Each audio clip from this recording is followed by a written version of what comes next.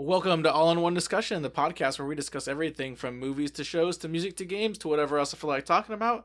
I'm Julian Nevarez, and today's episode we are featuring returning guest Tye. Hi, how you doing, bro? What's up, bro? I'm glad to be back. All right, so today's episode, we're going to be talking pretty much just about the state of DC and Marvel currently. We've just coming off the heels of Fantastic Four, First Steps, as well as Superman. So, a lot to discuss with those movies as well as the future of both of these universes. Mm-hmm. And before we jump into all that, we're gonna do another discussion about some things that we've recently been enjoying. So I'll take it away first this time. Okay. A show that we recently binged together. On Hulu. It's a comedy series called Adults.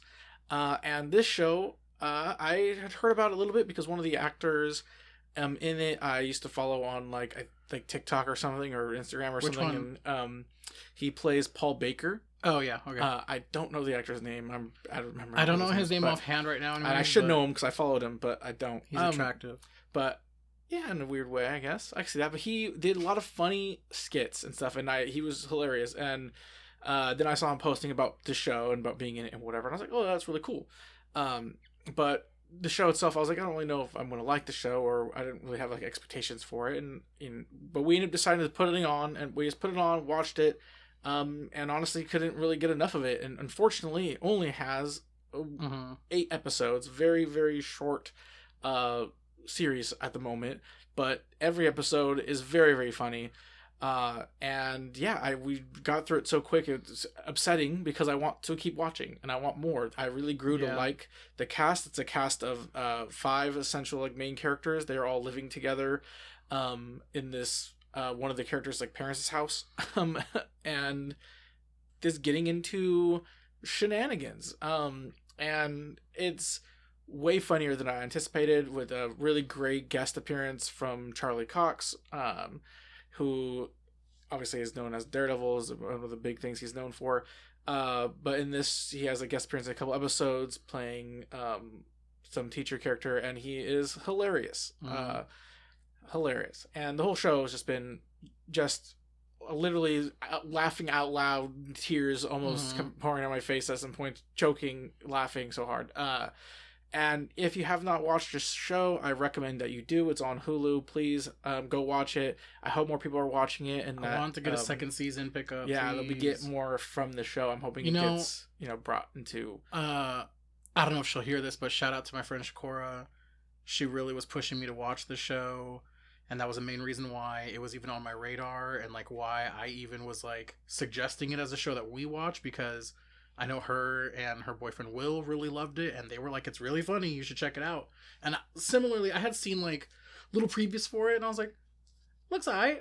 Yeah. But immediately from the first episode's opener, it was already way funnier than I was expecting it to be. Same. Literally. I was like, oh, this immediately is catching me off guard with the sense of humor it was going for, and the type of humor. And also the actors are just really good. They really sell it. And not only just the humor parts, but the other small bits of character stuff between each other, just the small looks and stuff, and even adding to the humor, moments of having tears in their eyes and other things, but saying ridiculous shit, and they're just the crazy situations that they get into. Yeah, there's some fun situations that episodes revolve around that are that you want in a sitcom like this, where they get into situations that they're way too heightened to be realistic, but you can imagine some sort of a scenario where your friends would have the stories that you just have with your friends that you guys talk about, where you're like, remember that fucking random crazy thing that happened?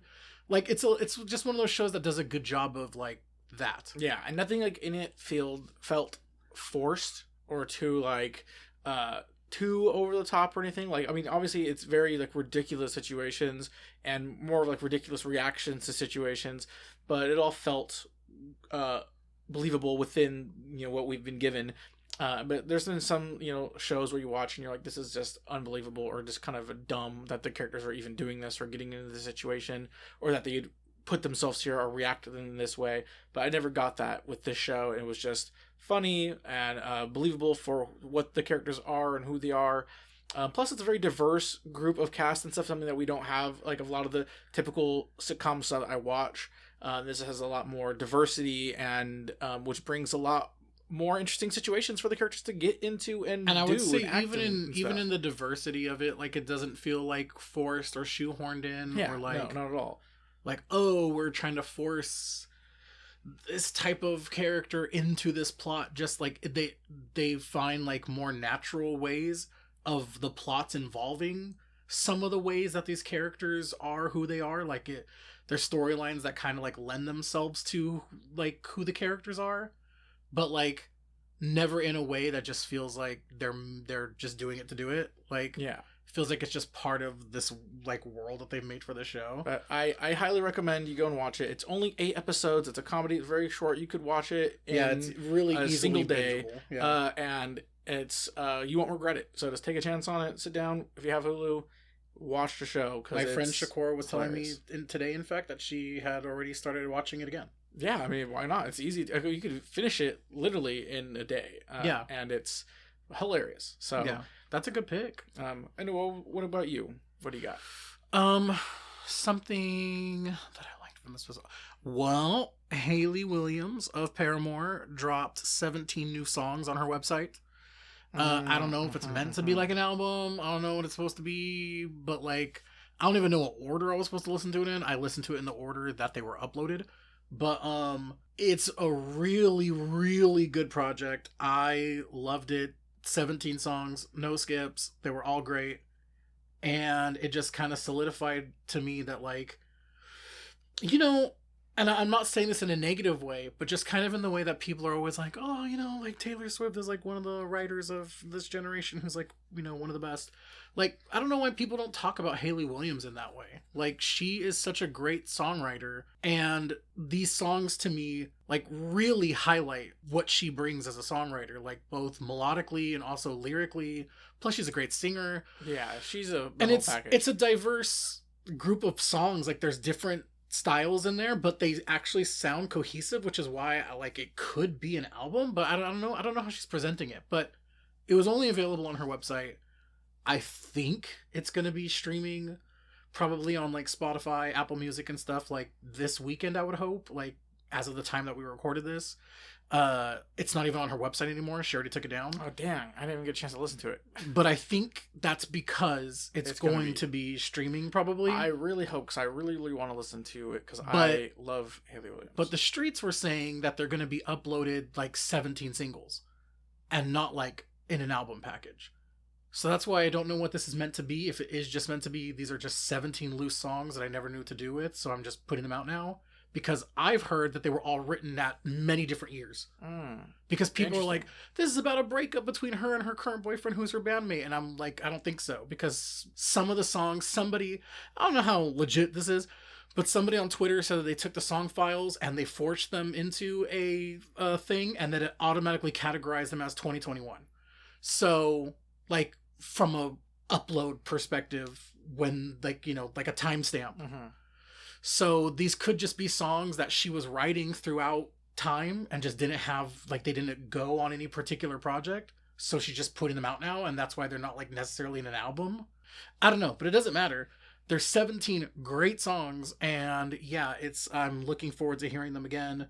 And even if she does put them out like in a single, I'm probably just going to make a playlist and put the 17 songs in there and listen to it like I did on the site, because it felt like that's kind of the order it was meant to be in. At least when I listened to them, it flowed really well to me. So I would just do that again. But yeah, that was kind of probably the highlight of this week for me. I really liked them, and yeah, I only got to listen to them basically the one time. I listened to a few songs repeated, and then I went to go listen again the other day, and I couldn't get on the site, and I couldn't tell if it was like you used the password too many times.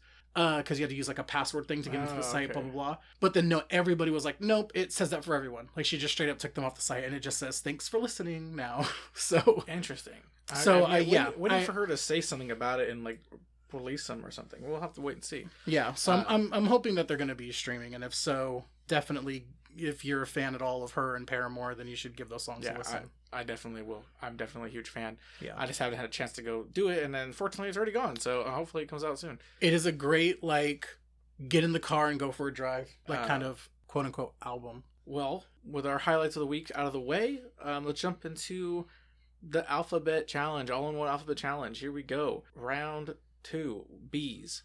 Do you want to start off this time since last episode I started? Okay, sure. So, okay, we're gonna get the weirdest one out of the way because once again, the game is the weird one for me. Yeah. I don't play as many video games as you do. I don't actually have as wide of a library of games to draw from alphabetically. So this is one that I almost guarantee you're not gonna guess. I'm trying to think. No idea. Great. So I can't think of a single thing. a video game that and I don't know if I would say that this was inspirational, but it was a game that in a moment in time meant kind of something to me, and I played it with our cousin, particularly our cousin Breezy, because it's an RPG. And it came out at a time during the GameCube when there wasn't a lot, the GameCube era, where they didn't have a lot of turn-based JRPGs. There were some gems, obviously the GameCube had some, and this was kind of one of them, but there weren't a lot. And at the time that this one came out, there was kind of a big deal because the people who were involved, some of the people who worked on the story also worked on Chrono Trigger, and some of the people who worked on the score had worked on some other big games, and it had a good pedigree behind it, and that is Baten Kaitos, Eternal Wings and the Lost Ocean. Oh, Baten Kaitos. So it was there was no other game on the GameCube at that time that was like that one, and it also had a battle system that was turn-based, but a deck of cards. So it was kind of for the battle system, you're building up your deck, and it's drawn randomly, but obviously it's based off of what you've put in the deck. Yeah. So there's a level of luck to it with skill, but that kind of made it fun to have to think oh, how am I going to do this based on what gets drawn right now for this attack? Am I going to only pull defense cards or am I going to get different options? Blah, blah, blah. You have to kind of think about that when you're building your deck too, of what cards are going to come up, and have to think of oh, what if all these cards come up and I get put in a sticky situation. That kind of added to the strategy of how to come up with it. And each character in your party had their own deck and had their own things to drop from for battle. Oh, that's cool. But the score was great. I slightly remember this. It was all fully voice acted terribly. That's what I remember the most. Yes. It sounded like everyone was underwater. So not only was the voice acting bad, the voice acting was badly recorded. There were moments where you almost couldn't even hear what they were saying because their vocals were under the score. Yeah, that's weird. Yeah. It was good. It wasn't the most amazingly made game or put together game, but for its time it had bright, colorful graphics and a really nice world, and the characters were fine. The story was decent, but the battle system was really fun and different, and the score was really cool and really nice, and I enjoyed the score, and again, for its time, it was kind of a game that just needed to happen for people who wanted a JRPG and had a GameCube and didn't really have a lot of options. And I think they've remade it now. I think there's a better version. I remember seeing a remaster that has or something. Updated graphics and stuff and whatever. But yeah, it was just a game that just kind of came at the right time. And I remember we were living in Grandma's house and Breezy was also there. And so we would kind of play together because she was really interested in it and was oh, this is a game I would get a GameCube for. But yeah, so I have memories of that, and that Gotcha. Is a reason why it stood out to me when I was trying to think of something, because another one that came up in my mind was Bomberman, and how much fun we played had playing that game. I thought about that. I was gonna say it after I said I didn't think of anything. I thought of it, and then you said RPG, and I was well, not Bomberman. But yeah, that was one that I was gonna say, and then this jumped into my mind all of a sudden. I was oh, you know what, that had a significant thing for me in that time. Pull.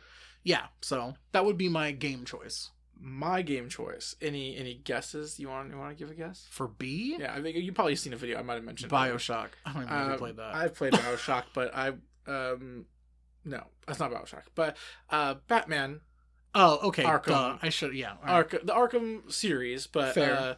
the main one, like, my favorite one, is Arkham City. Okay. The second one. I love Batman. My favorite superhero. One of my favorite characters and things. I like him a lot. And these games are just like peak Batman. Yeah, those games were like very Batman storytelling, best like really great iteration of him. And I didn't play them myself, but I know they're very like loved, and I've seen like you and Anthony play them, and it also like the fighting system was like huge and copied later a lot by other companies and stuff, like the being able to block and like parry and whatever in the moment, and like, you know, don't like the Spider-Man games kind of use similar combat. Yeah, exactly. So it's like it was literally like the blueprint for a lot of like current superhero fighting games or just games, I mean, in that kind of genre. But the game for me, it was a great story of Batman, a really great iteration of Batman. And I really liked also just seeing all the different villains and stuff of Batman throughout it, and the story that you get to tell over the course of the three main games. There's other side games and stuff, but the main three being Arkham Asylum, Arkham City, and then Arkham. Oh my God, why am I blanking on the last one's name? Arkham something. Arkham Knight. That's what it was called. Oh, okay. Arkham Knight. Oh, yeah. But yeah, that game, it wasn't, you know, not like a hugely inspirational, but it's a great interpretation of that character that continued to push my love of Batman as a character and as a hero. And I think of Batman stories and stuff all the time in my head, and it's something that I and Anthony love and work on and stuff and talk about all the time is that character. So yeah, big game for me. And I remember staying, it was one of the games I went to like a midnight release, going to Best Buy to release it. And good times. Yeah, good times when they actually did stuff like that more, and it was like actually at midnight. Yeah. Now GameStop's like they're doing it at closing at 9 p.m. because they're not staying till midnight. They're like, here you go. Like, if they even have Fair. it. Anyways, makes sense. Okay. Yeah. So the next would be music. Okay. And so I'll start with this one then. Sure. So music for Bees is Big Boy.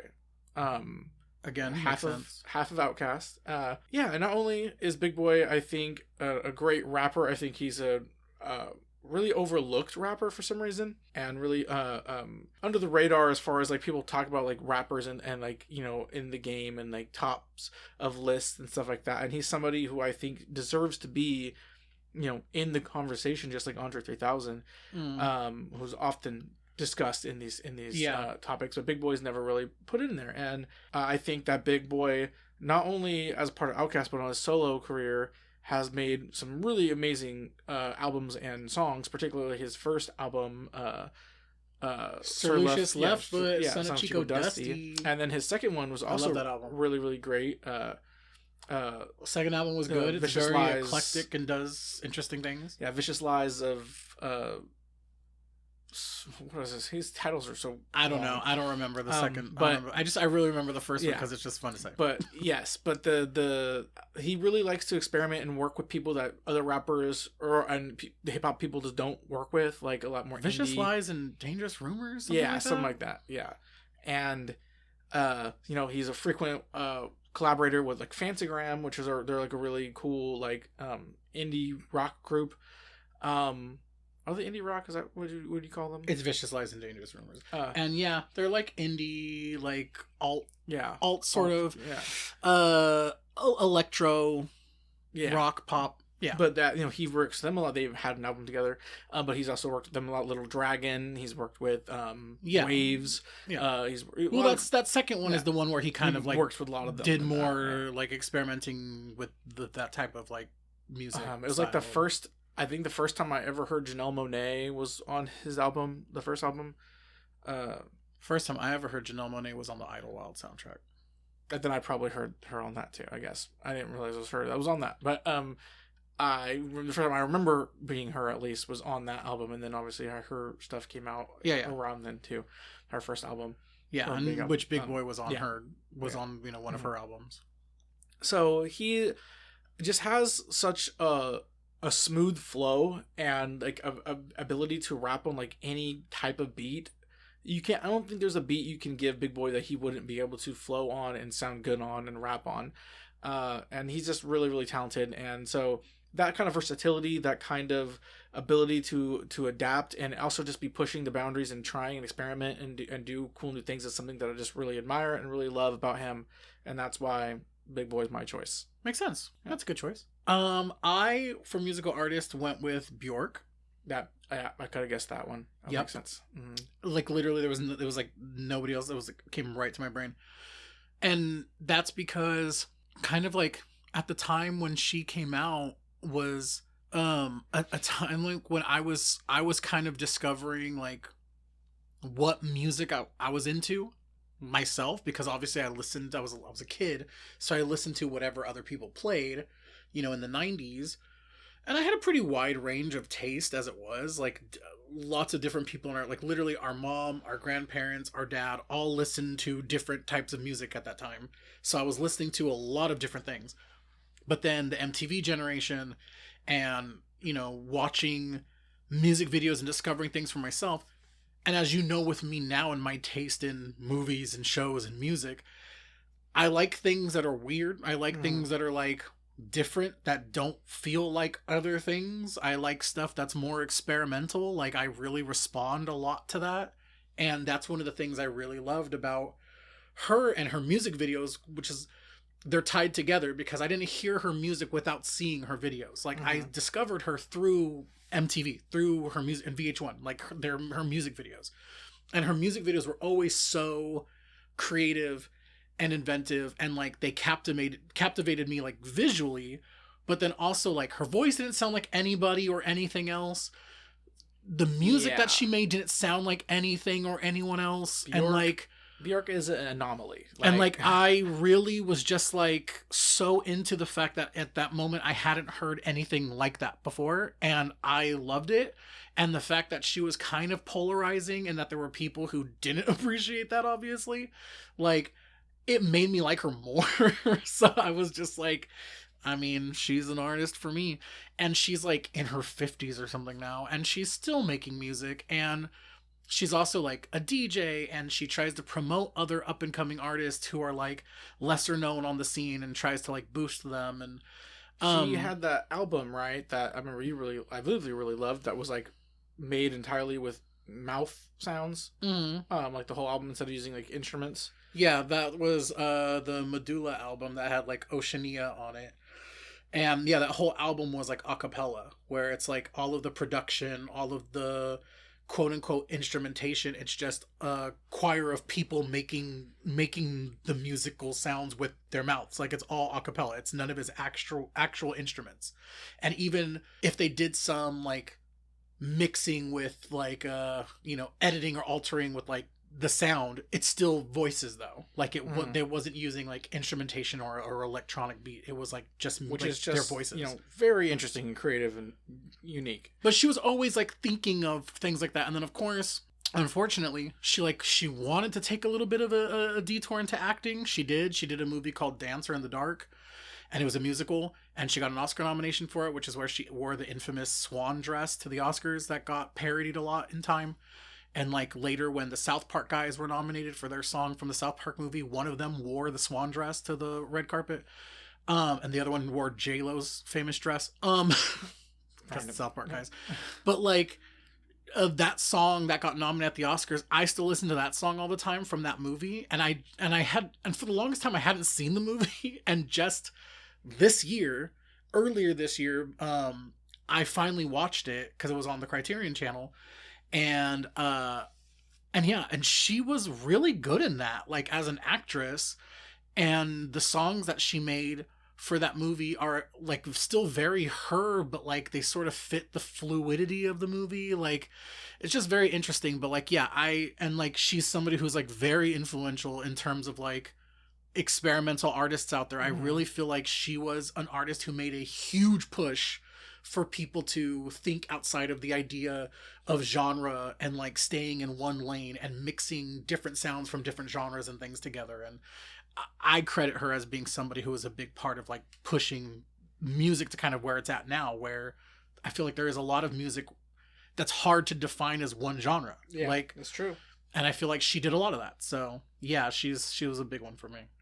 That definitely makes sense. I remember you listening to her and watching those videos all the time. Are we on TV series? Yes, TV series is up next.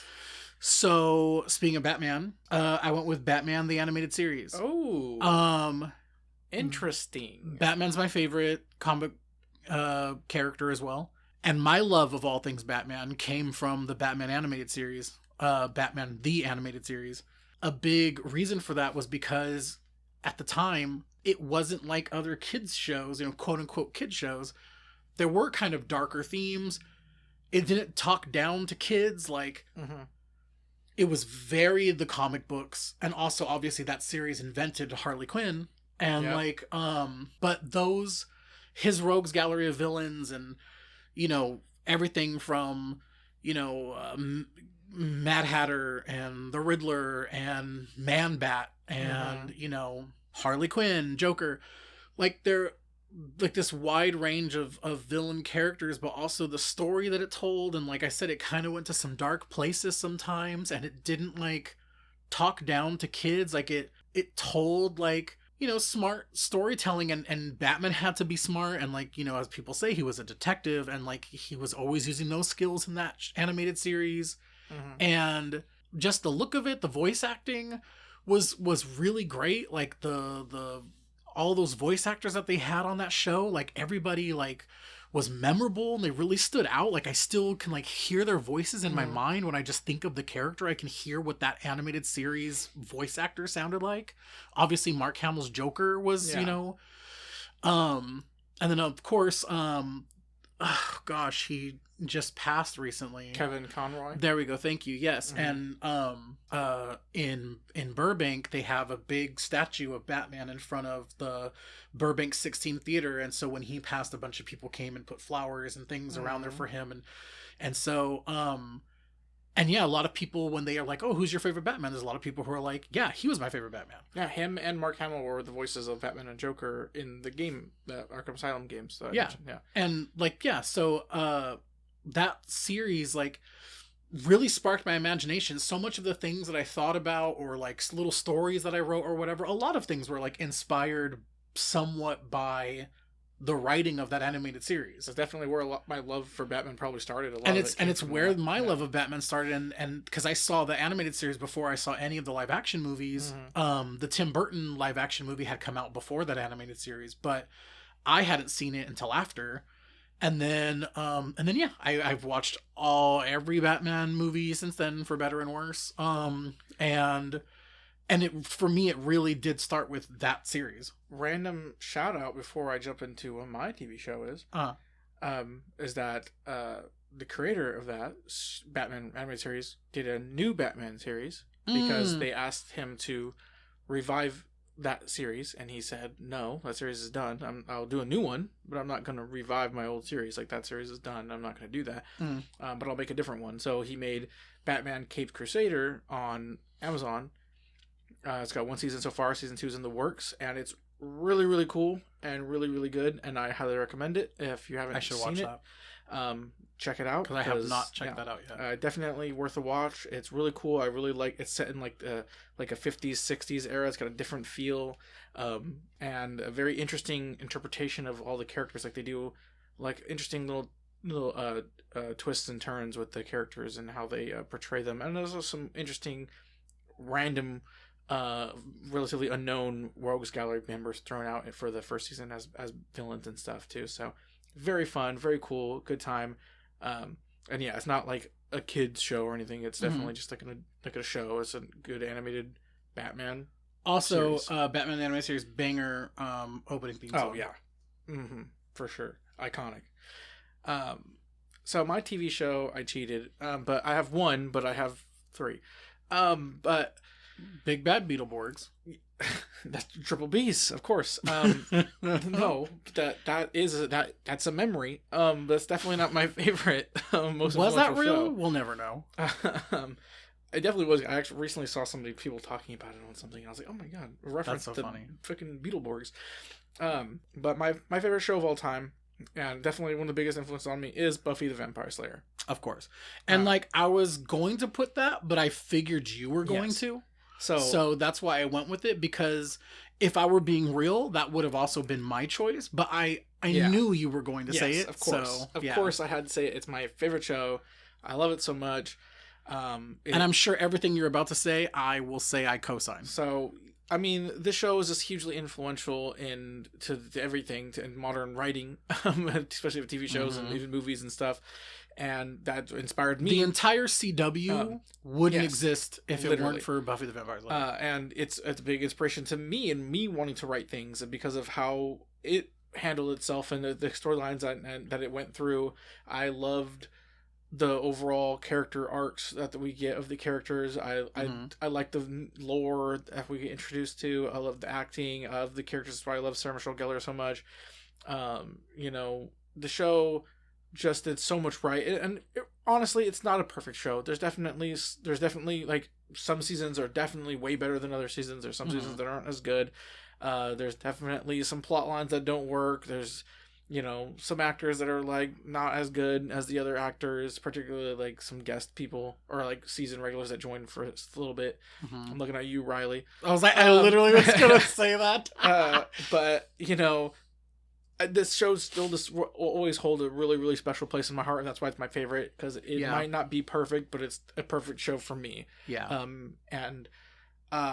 It's got some of my favorite moments in anything I've ever seen. Some of my favorite television some moments. of my favorite TV episodes. TV episodes for sure. There was a while I think I missed this most recent year, but like the past couple years around like Christmas, we've been watching the musical episode, Once More with Feeling, because it's like a great episode, and it's not Christmas related. While we're talking about this, I want to rewatch the entire show. Yeah, and that franchise is just, or not franchise, but the whole entire series is just great, and I love it so much. And it's spanned like a spin-off, and there's a reboot sequel thing in the works, which I'm cautiously optimistic about. Obviously definitely nervous still, because it's something I hold really close and dear to my heart, so I hope that what we get doesn't I'm hopeful for it doesn't go bad, but I definitely look forward to seeing that, because I love it a lot. And I think a reason why it would be like my number one too, honestly, is because at the time that it came out, like I was like in the same age range basically as the characters, and like there wasn't another show that was on that was like it. I saw like an interview with Sarah Michelle Gellar, because they're promoting that new I Know What You Did Last Summer movie, and she was kind of talking about like, or sort of joking about like, like there's college courses about that show, and a lot of them are about like the metaphors in that show and the things for teenage experience, and particularly for teenage girls, but just teenagers in general, and what young people go through, and how some of the villains are like metaphorically about a lot of like traumas or issues or things that people go through. And there was a lot of stuff in there. Like there's stuff about death, there's stuff about sexual assault, there's stuff about like it goes through a lot of topics. And even if it doesn't always handle them the best, but like it handles them. But it was a show that talked about those things, and that especially if you were of that age, like you can really relate to it. But also, like you said, it has this mythology and this lore, and like it gets to be all of those things, but also still reflecting like a lot of true things that happen and feelings that you have about that time in your life. And it's always great when a show can do both things. And that show, like you said, it's not perfect, but it does a lot of those things really well. And so like, it holds a very special place in my heart too. Even though that is my favorite, I said I cheated. I had two others I need to talk about. I don't know what the other two are. They're not Buffy, and they're not the most influential. One is just for fun. One is more like serious about literally being influential to me too. And the first one I want to say is Breaking Bad. Oh, okay. One of the best, of course. Known as one of the best shows of all time. Yeah. A lot of people talk about. It's obviously an immensely well-loved show, and I love that show as well. And the writing is fantastic. The directing is fantastic. So much acting is fantastic. Everything about that show is great. I love that show a lot, and it definitely... That'd be Anthony's choice. Yeah, it was when I talked to him about it. Makes sense. But it's a show that just like... it's just a peak show. It really does really great with so many Everybody knows things, Breaking yeah. Bad and loves Breaking Bad. Yeah, so that's what I'm saying. It's just one of those shows. One of those shows that hit me, and I remember watching it going, damn, I'm never going to be able to write this good. Fuck. But obviously, it was almost like anti-inspirational. Actually, watching it just kind of destroyed me, made me feel like I should just give up my dreams. But not I've really. had those moments, yeah. But there were moments watching that where I was like, yeah, why even try? But obviously, I'm not really giving up, sure. whatever. But the other show isn't a show that's inspirational, but a show that I really love, and it's going on right now, and that is Big Brother.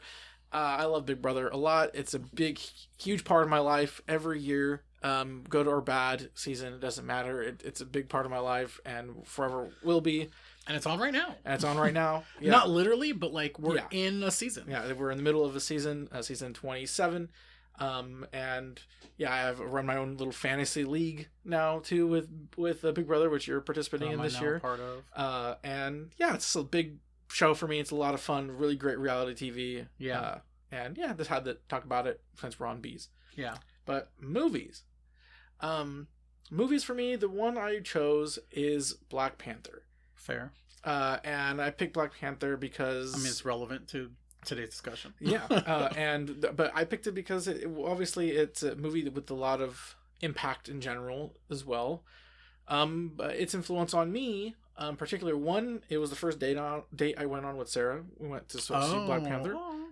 So cute. Shout that out. But also I forget that.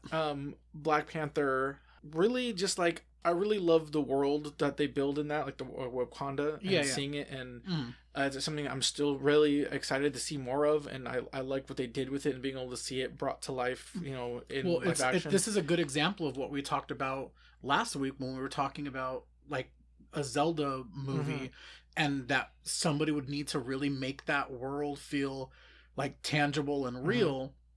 Black Panther's a really good example of having good people who production design wise and costumes and everything, like they really make Wakanda feel like a place you could go to. I'm a huge fan, especially now, of Ryan Coogler, and who directed Black Panther, and yeah, I think the movie's great. I think it's got a lot of really great things, but the thing that really inspired me the most, I take the most from it, is Wakanda itself, like taking all these parts of real like cultures and making this this fictional culture, but making it feel real within it, but also being respectful to these cultures that you're borrowing from, and giving light to them.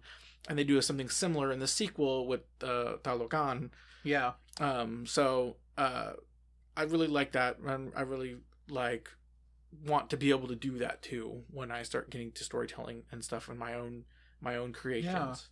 So what about you?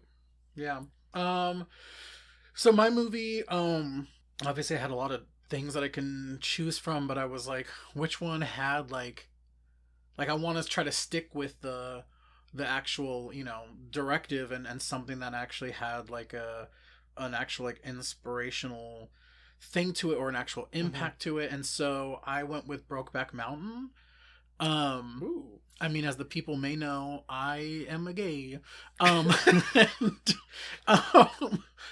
And so in 2005 when this came out, I was in college, and I mean, I never had like a coming out moment. I just was what I was, and just people just kind of knew. Like, I don't know, I never had to like talk about it. I don't know. I never had that moment, that cliche moment that people actually have, but just that moment that when people think of gay characters having to like come out and do, like, I never had that in my real life.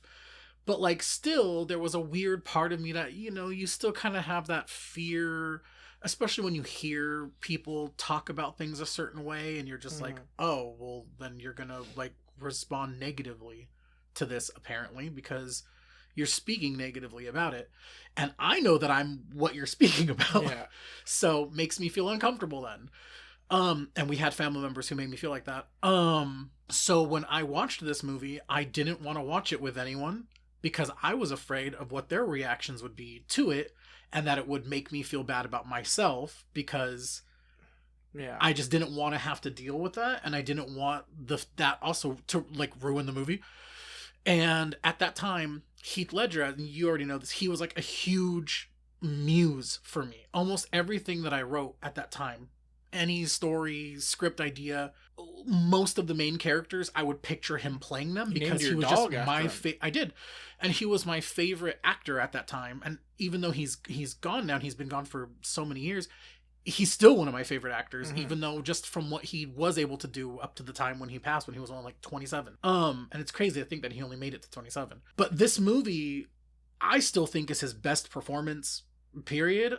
And he's just so like believable as this character. And as we started to learn in that stage of his career, and then shortly after that, when he did like The Dark Knight and whatever, he also did that Bob Dylan movie. He played a version of Bob Dylan. One of the things that I was starting to see him do is how much he would change himself completely. Like, he was just one of those actors who was like, I change the way I fucking breathe. I change the way I blink depending on the character I'm playing. Like, he completely shifts himself to be that character. Really? It's not just emotionally or a look. Like, and so the way that he plays this, like, you know, closeted gay cowboy character who's like, you know, who seems like a really cliche, like, I'm a typical, you know, Midwestern cowboy guy, like, who, you know, he has a girlfriend, Michelle Williams, who became his girlfriend in real life, and they had a daughter together and everything. Like, that all started from this movie, and Jake Gyllenhaal is in that, and Anne Hathaway is in that, and people like that show up later, like Anna Faris is in that movie, David Harbour is in that movie. Interesting. Oh gosh, I can't think of her, but I love her. Linda Cardellini is in that movie. Oh, I do love Linda Cardellini. Rooney Mara's sister, Kate Mara, she's in the movie. But yeah, like, he plays that character so internalized, where most of the things that he's thinking and feeling are just being held inside, that, like, you literally see the toll it's taking on his body. Like, he's like literally holding it in. And the moments when he finally does, like, kind of break or like release how he actually feels, it just has so much more impact because you see how much he's trying not to show that. And I have a thing where I just kind of appreciate in a performance or a way a character is written when they are written in a way where, like, they're not, like, the emotion, sometimes it's more impactful to see somebody trying not to cry than actually crying. Okay. And so, like, he kind of, you know, has that thing going with that character. And so the moments when he finally does break, it feels much more powerful because you know how much it took for him to actually get there to that point. And it's Ang Lee, who's like a great director, and it's beautifully made and written, and like, it's like got great performances. And it was just one of those movies that, like, at that time I hadn't seen a kind of mainstream movie, and also it got all these Oscar nominations and things that was like so upfront about being like about two gay characters or queer characters, like, having a love story. And I get that today, like, you know, a lot of people don't, you know, people want to try to move away from gay stories that end in tragedy, and this is one that ends in tragedy. But I think for the time and the place that it took, the storyline takes place, and for what it is, like, it kind of had to, but also, like, that was important to show that like, these characters weren't able to be who they should have just been able to be, and because of that, that's why the story ends up being tragic, because they had to live, one, secret lives, and two, like, you know, one of them probably is punished for that. Like, it's kind of left ambiguous, the fate of one of the characters, but it's kind of implied that they may or may not have been killed by people who found out that, you know, they were gay. And so, like, yeah, it's just like, it's a movie that, like, it really, like, meant a lot to me in that moment, and I still think about certain scenes from it all the time. It's one of those things that will, like, literally make me cry if I start thinking about it too much. But there's, like, a scene at the end where Heath Ledger's character is literally just holding the jacket of Jake Gyllenhaal's character and, like, smelling it. It's so sad. And I still think about that all the time, and the look on his face. And I just, Heath Ledger is such a good actor. And I remember a little bit of that scene and some of those scenes. I've probably seen the movie all the way through at some point with you back in the day. Maybe I definitely seen scenes of it, but I haven't had like a good actual like watch as an adult And like, Yeah. with my trying to actually remember it, like I can barely remember stuff. And from it, so and I recently definitely should watch it again. they did like because this is the 20th anniversary year. They did a re-release of it earlier this year, and they had it back in theaters again for a little bit for people to go see. And so it's definitely like a movie that I feel like, especially if you are like a queer person, it's a big part of the queer movie canon, and I think people should see it. Even if you're not, like, obviously you should just see movies for experiences and things outside yourself. But like, yeah, it's a movie that like, yeah, it was like just really like important to me, especially at that time when I was really getting more comfortable with just being who I was and not worrying about what certain family members might think or whatever. Exactly. Yeah, I get that. Yeah. Yeah. Marvel. DC. Whoa. Segue. Yeah. So, I mean, there is a connection because obviously Heath Ledger went on to play Joker. Yeah. Yeah. So speaking of that, let's start with the DCU. Sure. So, with this new version that we were getting, this new world of DCU, the first real part of it, the James Gunn led James Gunn verse, whatever they call it, whatever, is this new Superman movie. Yeah. I mean, technically, there's a show Creature Commandos, which was an animated show, which is technically part of it, and most Peacemaker, of Peacemaker. I guess. Yeah. But movie wise, yeah, like, this really, is the one start. that people were waiting for. Yeah. To see, okay, what's this going to be and, like? Yeah. So I'll say I like Superman. I think it's a good movie. I had a lot of fun with it. My girlfriend Sarah hated it. She thought it was one of the worst things she's ever watched, which is a funny take. Listen, chat, and by chat I mean listeners. I sat next to her, and she fucking hated it. She hated it so bad, so funny. And it was very, very funny to me because her first time was my second time, so it's not like it ruined the film for me. I already knew how I felt about it, but it was very funny just to see somebody have like such an extreme opposite reaction. Yeah, it was pretty funny to witness. But my actual opinion of the movie is that it's good. I did have a good time. I like it as well. It definitely has flaws. There's definitely things that I think it suffers from. Mainly, I think it is needed to be like edited a little more. Not as far as like literally like editing parts out of the movie necessarily, but editing concepts and ideas out of the film. Yeah, there's just too much going on. It's doing a lot, and that was kind of like one of the things that I think we both were a little concerned about just from the trailers alone. It was like it's hard to get a grasp of what the storyline even is from the trailers, which is not a bad thing necessarily, but you would watch it and be like, I'm not sure what's happening here. Like, there's and then so much random characters and stuff. And then in the film, it's not, it doesn't ruin the movie. Yeah, it doesn't, but it definitely brings it down somewhat. That there's not enough like coherency. Yeah, it doesn't like not handle it well. Like it does a good job of handling what it's dealing with for the most part. Yeah, but there definitely are parts that where but the movie would probably be a little stronger and a little like,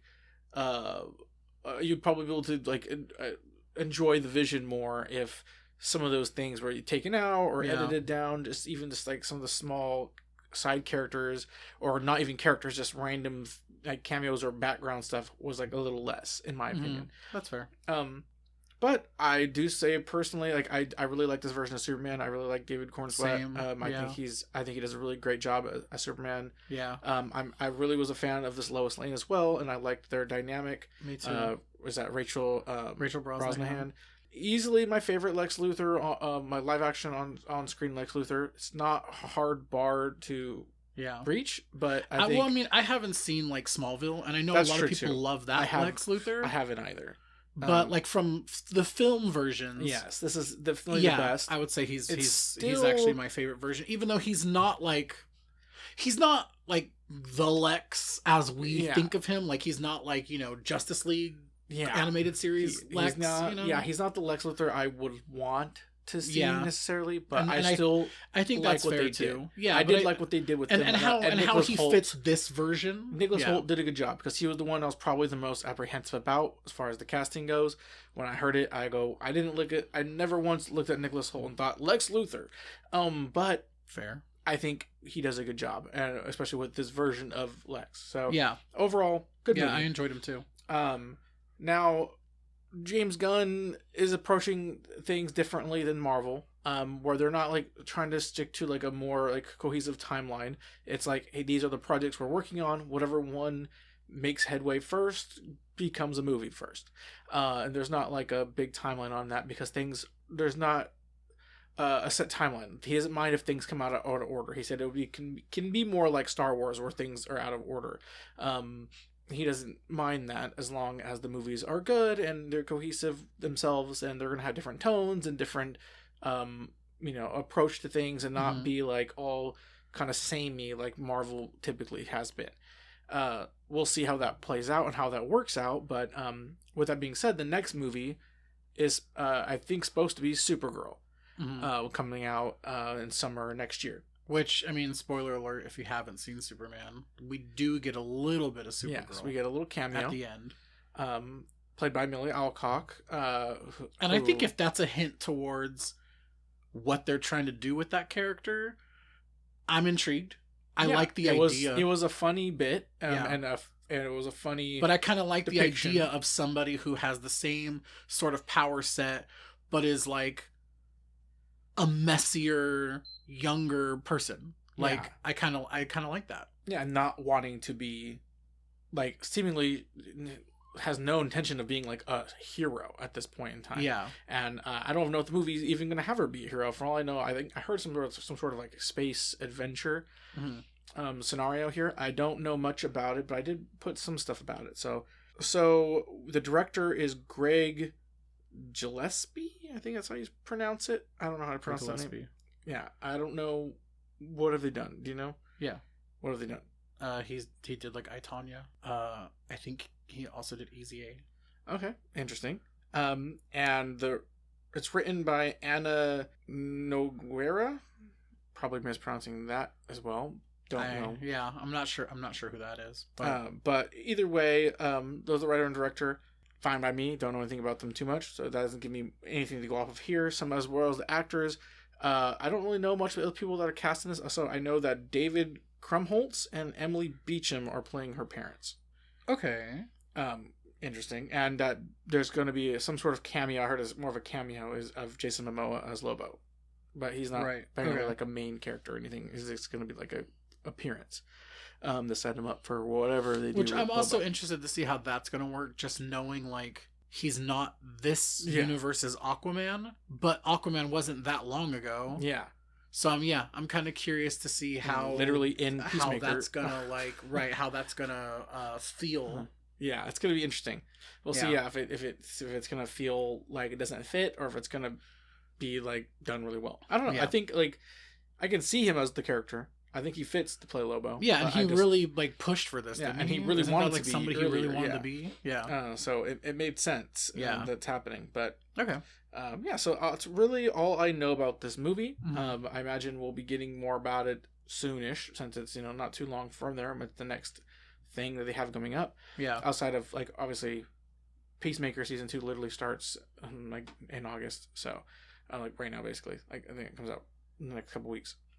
And then the next movie is Clayface, which is very interesting. The first two movies are two Superman movies, so it's like Superman and Superman adjacent, and then Clayface, which is interesting, and it's gonna be like a straight up horror film apparently, which is the most interesting part which of is it to me. Yeah, very very interesting, and it's gonna be directed by James Watkins.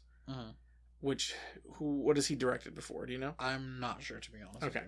But I know it's written by Mike Flanagan, who we mentioned, and Hossein Amini. Oh. Okay. Very interesting. Now, the casting, we have the main character, Matt Hagen, Clayface, is going to be Tom Rees Harries, an actor I do not know at all. And then Naomi Aki, she's been cast as the lead female actress in the movie as well. I don't know I don't think she's playing like a character, like a comic book character or anything. I think she's just gonna be the other person in this movie. So just so you know, Hossein Amini, he's an Iranian born British screenwriter, and he has like an Oscar nomination, I believe. He has like maybe several, but Yeah, I know he has one for The Wings of the Dove, which is a movie in the 90s that he made. Which I think he might have won that Oscar, actually. But he also has a writing credit on... He co-wrote Gangs of New York and Drive. Interesting.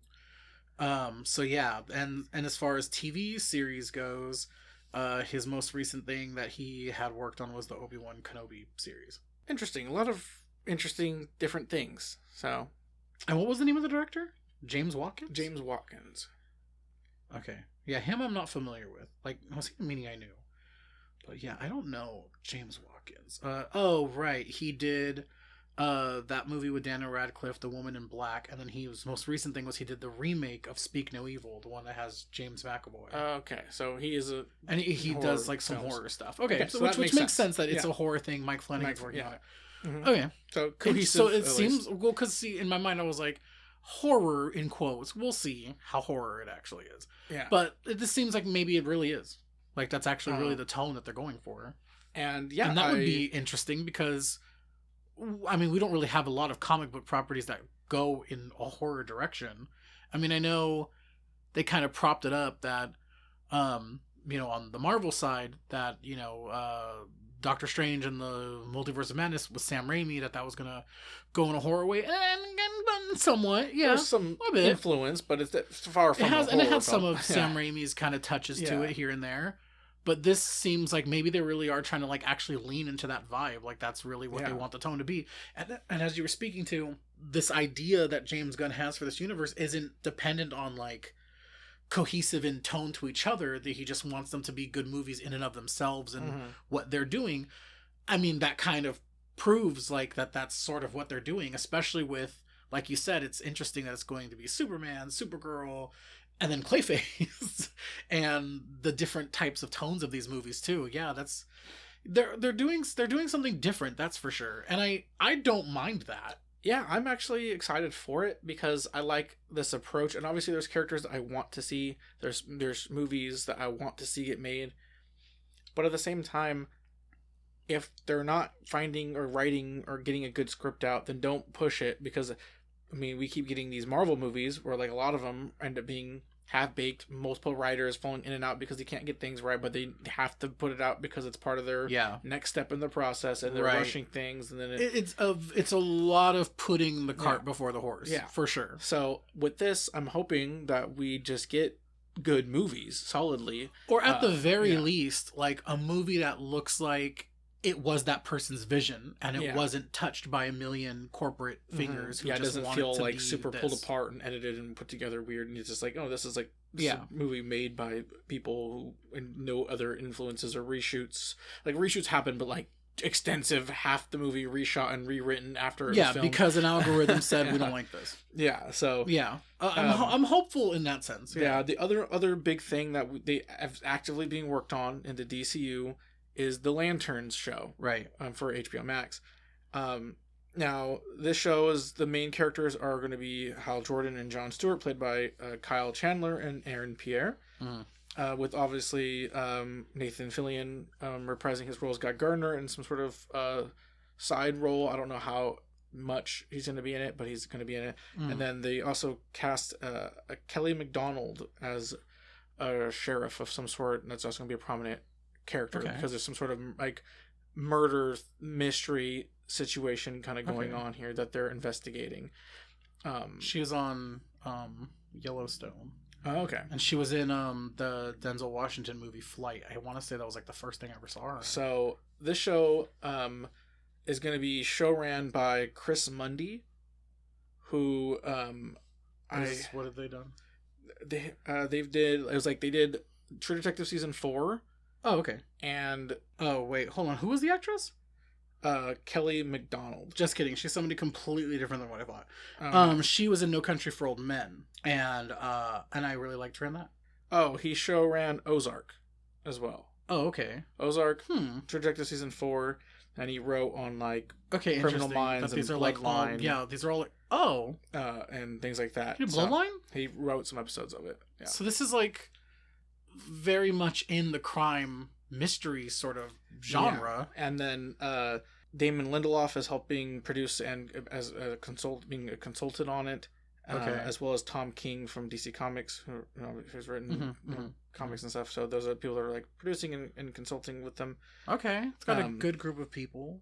So some interesting people behind it. There's some promise there. And they're going for like more. Someone said True Detective, but then I read a thing where one of the people from it was like, not exactly. I think they said a little more humor to it. I think they said a little more like No Country for Old Men, and something else they mentioned, and not as True Detective-y as. I mean, True Detective is funny. But that's what they said. I mean, I was just going off what the people were saying. But yeah, I think it's gonna be an 8-episode series, and they obviously plan to continue it, and it's supposed to like expand and open up bigger things for the DC universe. So. Definitely could be good. I'm definitely excited for it. I think the Green Lanterns deserve justice. We haven't had anything from them in a long time. They were completely left out of the last DC universe for some reason, including the Justice League and stuff. And the last Green Lantern movie was terrible. So and I'm interested in seeing what they do here. I wonder like how much of the lore and Green Lantern stuff are we going to get if it's like a more Earth-based murder. I mean, obviously they are the protectors of Earth, but it'll be interesting to see how much we're going to get of space and other lanterns and lore, especially with Guy Gardner already existing and these both of them, Hal Jordan and Jon Stewart actively being Green Lanterns too. So it'd be curious to see what their relationship is amongst them. Fun little tidbit about the show, though, I saw originally, they wanted, I think they wanted Josh Brolin to play Hal. I think they were going for like an older, more grizzled like idea, and then he was doing something else instead. He hadn't gotten caught with other stuff. And then they were looking at literally getting Matthew McConaughey. But then nothing happened with that. I think he just said no or something. I don't know. But and then he was on the short list. Basically, it was him and there was another actor, I can't remember who it was, but that they were like looking at. But then ended up going to Kyle Chandler instead.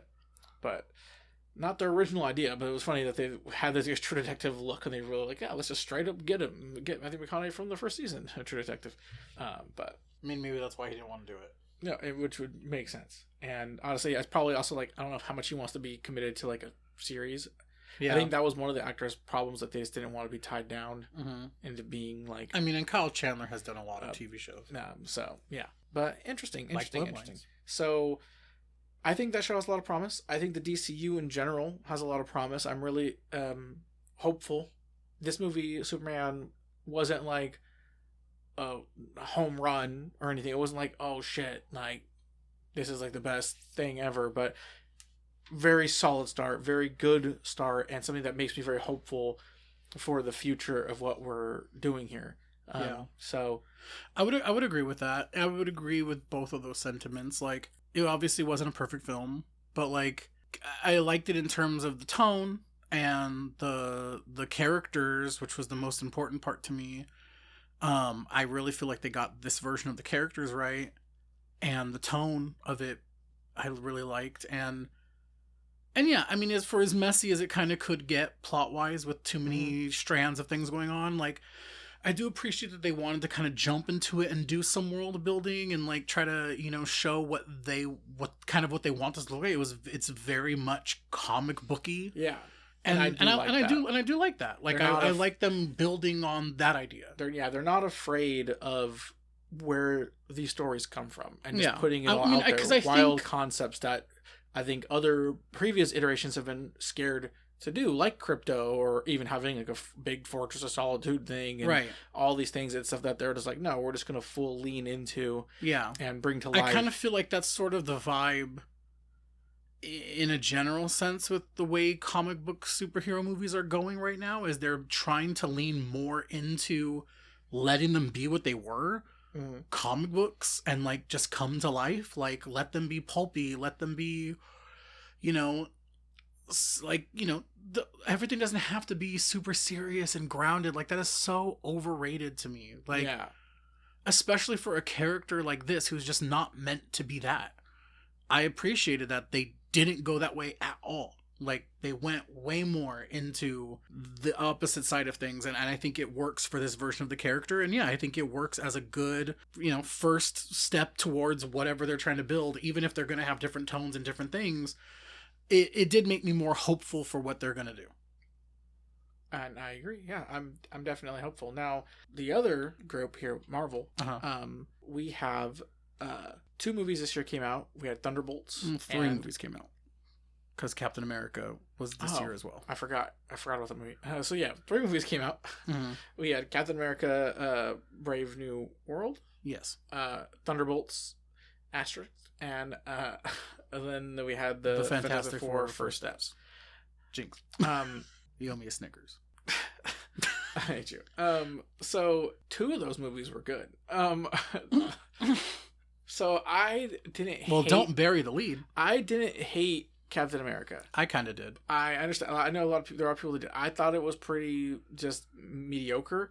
And I hated a lot of things about, like, the concept of what it was, but, like, the execution and everything. I guess hate is strong. I thought it was just, like, okay, but definitely. It was, but I also think it genuinely made some backward steps and choices with the character. No, it definitely did. And also not only that, but, like, the racial identity of this version of the character, that he is stepping in the footsteps of the previous version, and like things that they kind of tried to touch on in the series. I just feel like they didn't really like do a lot with that in this movie version. And they also because and people like, keep your politics out of my movie, and it's like, well, politics are going to be fucking everywhere. Too bad. Yeah, you live in the world. You as a person who exists in this world, you're political by existing in the world. Everything and everyone is, and every movie or show is in some way. But also, it's literally called Captain America. Yeah, like any version of what. And also, they literally is political. Have politics discussed in the film. But to me, it was kind of backwards. Like, there was things that he was agreeing with and that he was part of that I was like, why did your character change his mind on what you stood for before? Like, I just felt like it was so messy. Like, it wasn't well thought out. And I feel like obviously this is a case of they did do reshoots, and a lot of those were because they didn't know what they were doing. They weren't just reshoots to pick up things that they needed to like finish.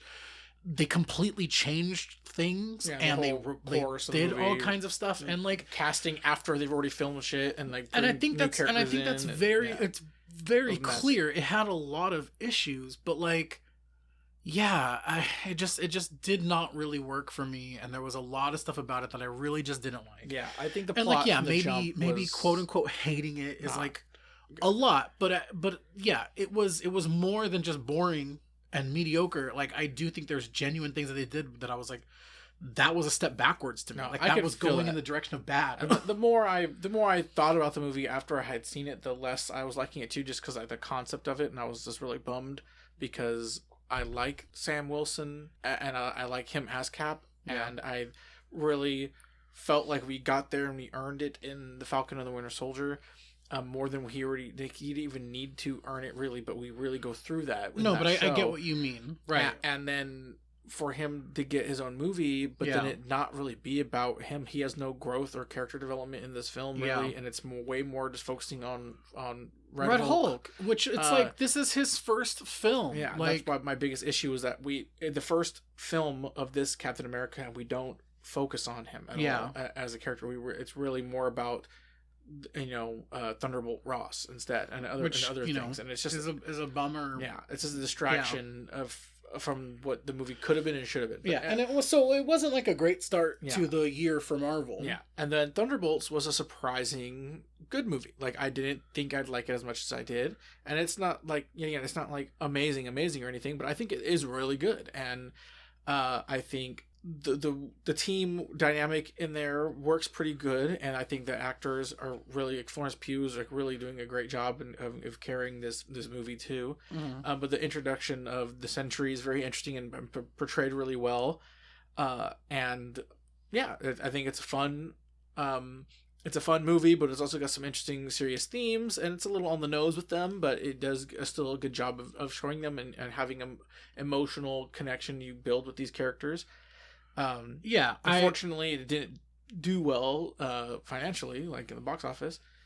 I mean, yeah, but like, I did enjoy it. Like, I did like that movie, and for a lot of the same reasons, I like the characters and the way that the actors, for the most part, like interact and work with each other. Like, the casting is kind of what really like made the movie for me, but also like that there was, you know, a through line of a theme that permeates through the whole movie.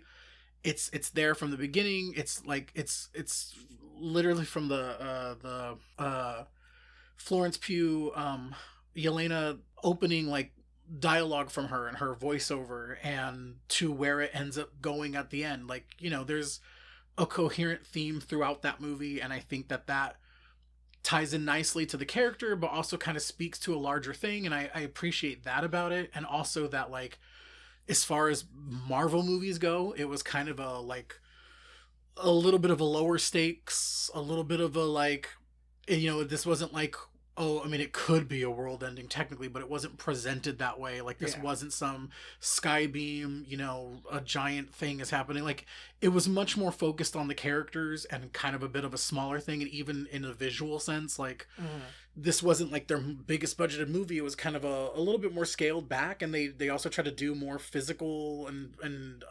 practical work with it instead of relying on mostly CG. Like, of course there's gonna be CG in all these movies, but like I appreciated that they were trying to kind of do something a little bit different, and also taking it a little bit back, and instead of the direction where they were kind of going really maximalist with like just throwing all kinds of shit at it. It just felt like this was an antidote to some of their more recent movies of being more character based and a little bit smaller. You could tell that too. Like, it wasn't like there wasn't too many cooks in the kitchen on this one. There wasn't like, I know that, it didn't feel like the plot was going in a bunch of different directions. Yeah, and there wasn't like weird unnecessary setup for things, or like clear like moments of reshoots happening that you can tell. Like, there wasn't like anything like that took you out of the film or made you question what happened behind. Like, that's the worst. That's one of the biggest, I guess, errors with, like, for instance, like the Captain America we're talking about, is that you watch the movie and there's things that happen, and you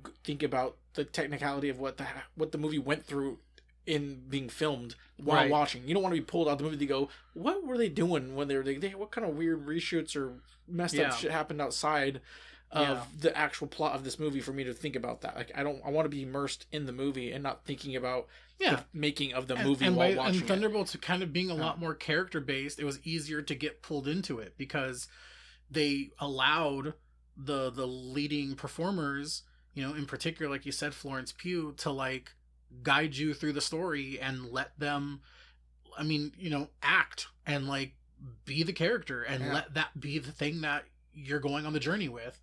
It wasn't like also super plot heavy. Like, the plot's pretty simplistic. Yeah.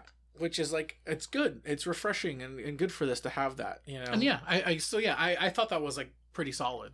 Funny, interesting. It's not really that funny. It's just kind of dumb. I hate when I hear things about people from the behind the scenes talking about these things. Well, someone from Marvel or whatever, I can't remember who it was, but they were like talking about this movie and why they think it wasn't as successful, like financially. Like, oh, it's because it's, you know, the cast is mainly like, it's mainly got, you know, these people from shows is what it's dealing with and all that stuff. And I was like, only U.S. Agent is from the show. The rest are movie characters. Mm-hmm. Like, so you don't know what you're talking about. Like, some of them have appeared in shows. Sure, Lena's been in shows, but she first started in the movie in Black Widow. It's with David Harbour and Taskmaster. And then the other one was from Ant-Man 2. Mm-hmm. And the other one's Bucky. Who's obviously been there since the first game. Yeah, so only one. Like, what are you talking about? But that's because they're just trying to find so many reason to, I guess, find or blame stuff on it. The goalpost. Yeah, it's just like whatever. But anyways, and then Fantastic Four, First Steps, which another movie that just came out. Yeah, and I really like this one. I liked it a lot. I think so far it's my favorite of the comic movies this year. Of both? Of all of them, yeah. And I really, really enjoyed it. I thought it was a great version of these characters, and one that I enjoy. I'm not like a big Fantastic Four fan. I don't know a lot about their comics or anything, but I know of them, and obviously they've had multiple movies, and none of them have been good, for me personally. And we finally got a good Fantastic Four movie, and something that, I think is a really good base for them. And I really liked their dynamic and seeing their chemistry and how they, worked as a family. And then this one also, I think, went in a different direction than a lot of people would assume, by having them literally start a family in there too, with her being, Sue Storm being pregnant and having a child in this movie and getting that point. Because that's something that does happen in the comics, but it's not something where you think you start in the first movie. So it's an interesting choice, but I like that, and I'm curious to see that dynamic in the future. It's another thing that I feel like set up in a way like Superman, where I'm just excited to see more of them and in this world. Now the question is, and you seem to not think so, is, are we even going to get more of this world and their family together? I don't want to definitively, of course, be like, no, we won't. It's just through Marvel's track record, they really are so, quite the opposite of how you said. Well, I'll finish this point first. Quite the opposite of how you were saying with like DCU and what they're trying to do right now with, letting things sort of be what they are and be their own thing, and not, worried about how this is all going to connect somewhere down the road, and, how are we going to get back to the next Justice League movie? Like, that's not the priority. I'm sure they eventually will, but they're letting that be. Where Marvel has I don't want to say painted themselves in a corner, but kind of, because they've sort of built themselves up to be essentially one hugely budgeted theatrical TV series, where everything is episodic, everything is connected somewhere, and it's gonna be connected later. And so because of that, I just feel like, yeah, as we already saw with Thunderbolts, we saw it first, it came out first, and there's a post-credit scene where we see the Fantastic Four spaceship, that it's entering their world. And as we saw at the beginning of this movie, this is a completely different world. So we know they will eventually end up there. Obviously, that's where it's going. There's also a post-credit scene in this movie that hints at the larger, where Marvel's building up to. Yeah. So it does make me feel like we're going to skip that. But I will, skip staying in this world, and we're going to try to get it to where they're with everything else. But what I will say for this movie, though, is I also really enjoyed it, and I agree in terms of we haven't had a good Fantastic Four movie, or a movie about these characters, really. I kind of have a little bit of an affinity for the 2000s ones. They're silly, they're kind of fun. Are they good? No. Are they good versions of these characters? I'd argue at least one, I think, was, and maybe two. I think one is bad, and I think one is and I think the bad one is Sue Storm, terrible version of the character. Yeah. Who's randomly sexualized all the time, and they keep finding ways in both movies to make Jessica Alba be naked. It's insane. And It's really weird to look back on it and be like, okay, we were just doing that. And also that we had Jessica Alba looking crazy with these bizarro blue contacts and ugly blonde wig. They're she's a white lady. It's really weird. And that she's the sister of Chris Evans. And it's okay. But then that version of Reed is very mediocre. I don't know. He never really felt like Reed. He didn't feel, I don't know, he didn't have the feeling that I wanted to get, but he was okay. He wasn't a terrible version. Yeah. I thought Michael Chiklis's version of the Thing was kind of fun, and I didn't mind that he was just a guy in a big weird suit. And I personally quite like Chris Evans' version of Johnny Storm. I get that some people feel like he's a little one note in his characterization.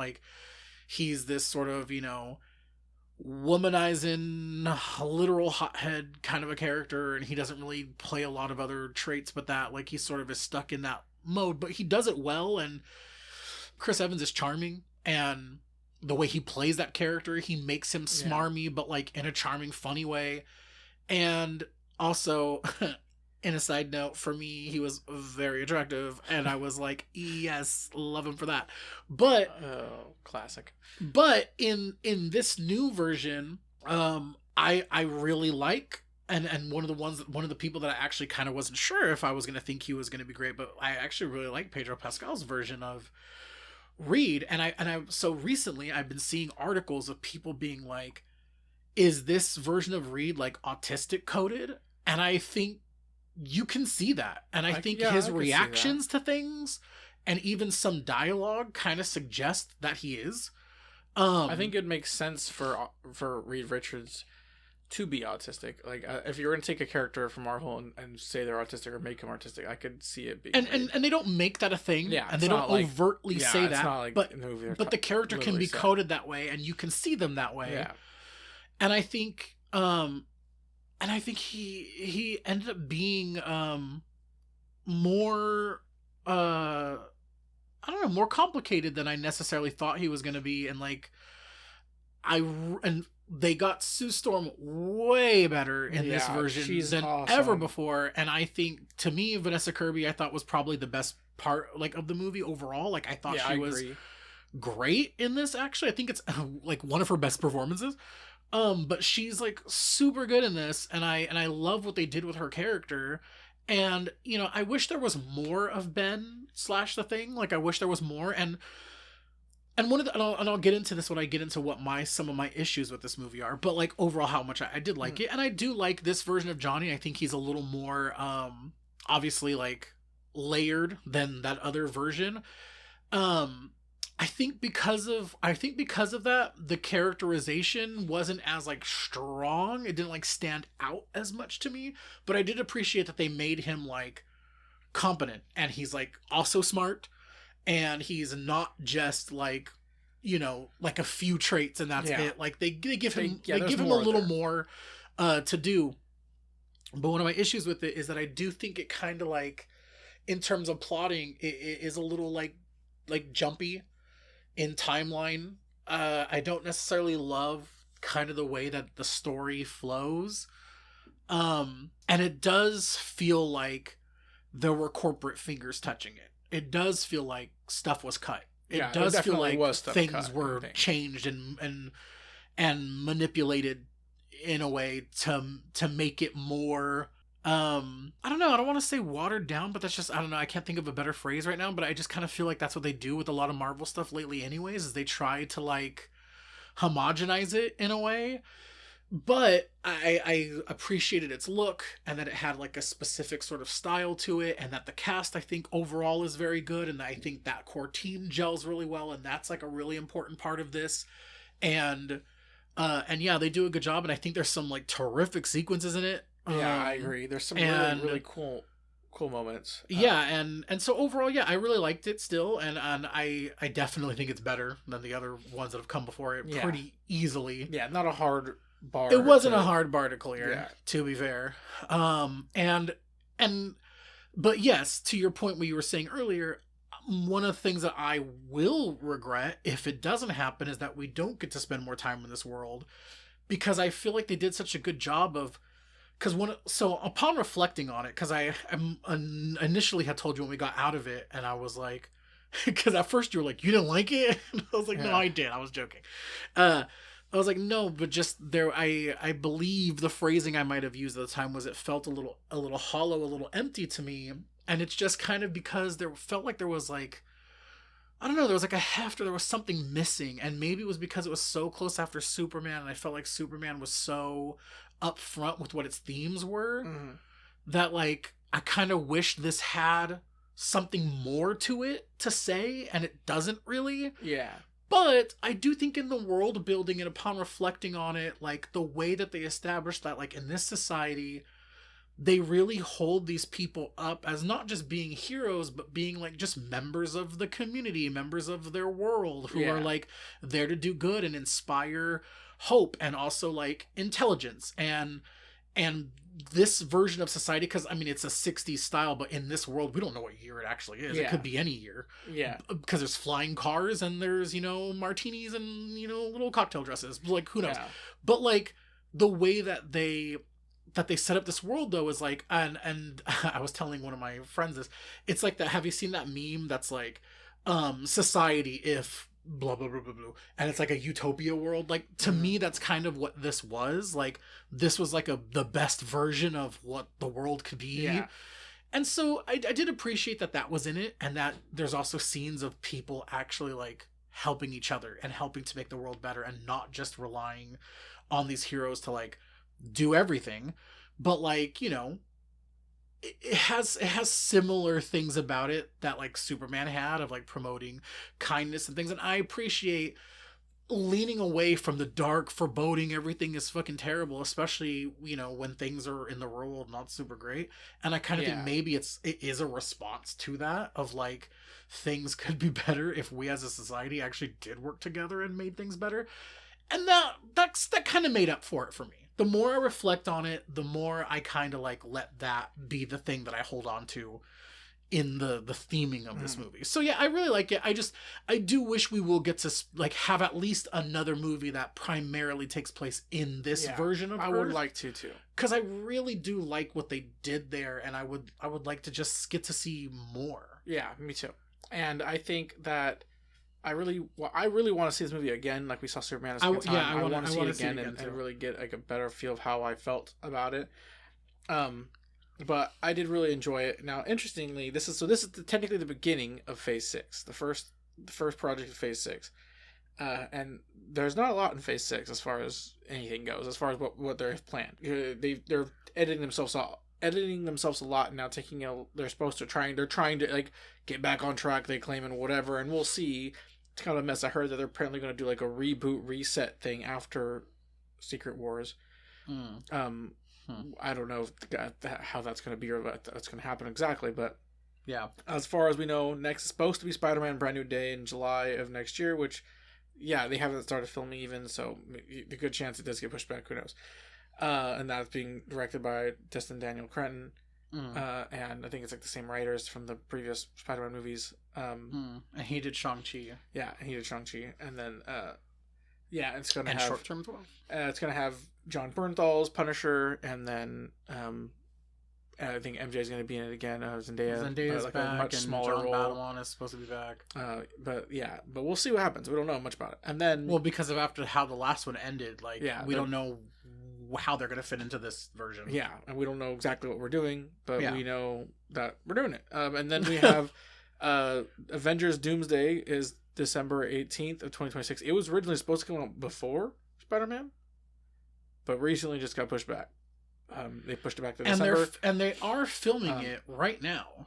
Yeah, and then Spider-Man posted, like, Tom Holland posted something like doing a secret shoot or something, so people are thinking that he might be in that too, or at some point, or at least a cameo in that, because he's not part of the main cast apparently for Doomsday. Well, they obviously haven't finished announcing everybody. But because initially they were supposed to announce like 50 plus that's people, what I heard. and they only did half. So like, I wonder if maybe a lot of them are going to only be in the next half of it or something. But who knows? It'd be weird if he's not in it at all, in general. But who knows?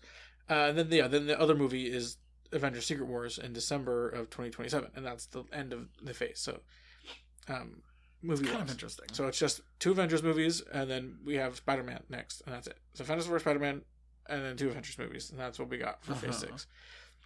Show wise, nothing really that's like really tied to anything really. Aside, we have the Eyes of Wakanda series coming out next month, which that's like animated. Yeah, right? animated 4-episode thing. Looks cool. I'm hoping it's cool. I love Wakanda, like I mentioned earlier. So I'm excited to see more of Wakanda. A Marvel Zombies 4-episode show thing is supposed to come out in like toward the end of the year. Okay. The Wonder Man show is supposed to come out in December as well, starring Yahya Abdul-Mateen II, and also fucking what's his face, who was in Shang-Chi and in Iron Man 3. Ben Kingsley's character? Ben Kingsley's character is going to be in it as well. It's not the actual Mandarin, it's the actor guy? Yeah, because he's an actor, Wonder Man. The guy, okay. Gotcha. Trevor something. Yeah, Trevor, that's his name. I was thinking of his name, but I kept thinking like Travis. I was like, that's not Travis. Trevor, yeah. And then Daredevil Season 2 is coming out next year. I honestly don't even know how I remember that. Yeah. Honestly, good job though. But yeah, Daredevil Born Again season 2 comes out next year. Part of the phase, obviously, with I'm assuming John Bernthal more and Kristen Ritter returning as Jessica Jones. Right. No talk of anybody else returning, but I hope we do get like Luke Cage and stuff back at some point, but maybe not next season. Vision Quest is supposed to come out next year as well. The show obviously following where Vision's been since he's been gone for so long. And it's going to have James Spader returning as Ultron in some capacity that as well. And then the Your Friendly Neighborhood Spider-Man season 2 is coming out next year, but that's not really connected to any of these either, right? But and then there's a Punisher special thing that's coming out next year, supposed to also. Okay. It's kind of, I guess they put in the same realm as like this Christmas special of Guardians and like that Werewolf by Night thing they did. Okay. On Disney Plus, so it's like a kind of like a movie-ish thing that's straight to Disney Plus kind of thing. So that's what we're getting in the next phase for the next like through 2027 as far as we know. Okay. I mean, those most of the shows are for next year and like this year, so I don't know if there's anything going on in 2027 as far as shows. They don't have anything planned that far or announced that far outside of Avengers: Secret Wars. There was some sort of Marvel movie supposed to be also in there somewhere, like in between the two Avengers now. Then it would technically have been in the between them before anyways, but in 2027 somewhere, but I think they took that off completely. It was just like an untitled Marvel thing. Mm-hmm. And it left. I was the whole time I was assuming it was going to be like a Shang-Chi 2 or a Doctor Strange 3, but now it's just completely been removed from the timeline as far as we know. So they still couldn't be announced and put somewhere, but who knows? As far as we know, we don't have anything for there. But yeah, who knows what they're doing? Marvel doesn't. They don't know what they're doing. So I think there are. That's why I think the rumors of like a reset thing at the end of Secret Wars to kind of reboot the universe might make sense because they've lost the plot somewhere and they're kind of like, fuck it, we're just gonna redo it. But how do you redo it without completely redoing it? Like, are you completely redoing it, recast everybody? Do you change a whole, restart over, or you keep some things but change things like the new universe, or are you opening up to different worlds? What does that look like? Yeah. How will that go? I do not know. No clue. Yeah, I have no idea.